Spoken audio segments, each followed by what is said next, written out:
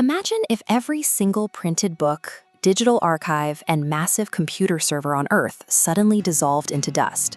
Without recorded knowledge, the details of our lives, our names, our discoveries, and our laws would vanish within a single generation.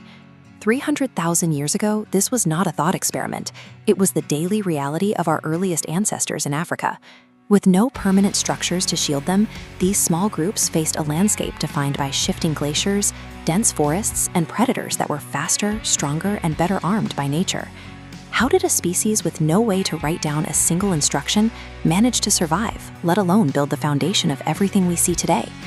To bridge the gap between their own physical limits and the demands of the wild, early humans turned to innovation through stone. By chipping away at flint and obsidian, they created specific, repeatable shapes: blades for butchering, scrapers for hides, and points for hunting. These tools were the primary technology of the era.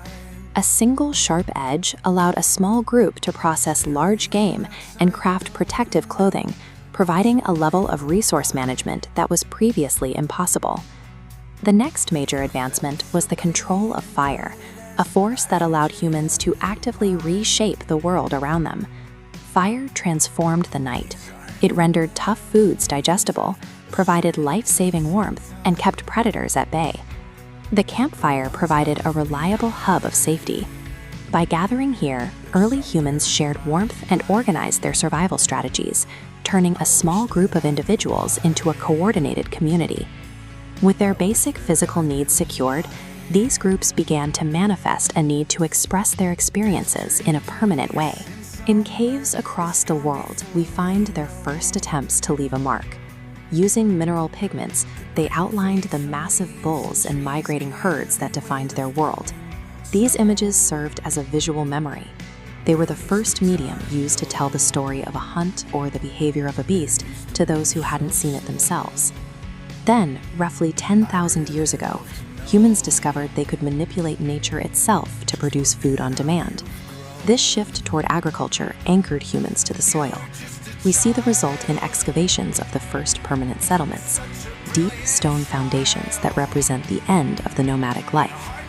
Agriculture turned survivors into builders. It provided the food surplus and stationary life required to support a growing population, setting the stage for the first true cities.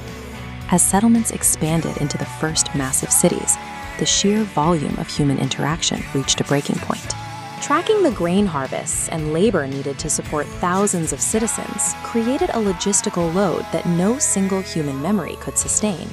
Administrators needed a way to track massive trade shipments, record regional laws, and organize the taxes of an entire population without losing a single detail. To solve this crisis of complexity, administrators developed a system to externalize their thoughts, creating the first written scripts. On these clay tablets, we see the shift from memory to data.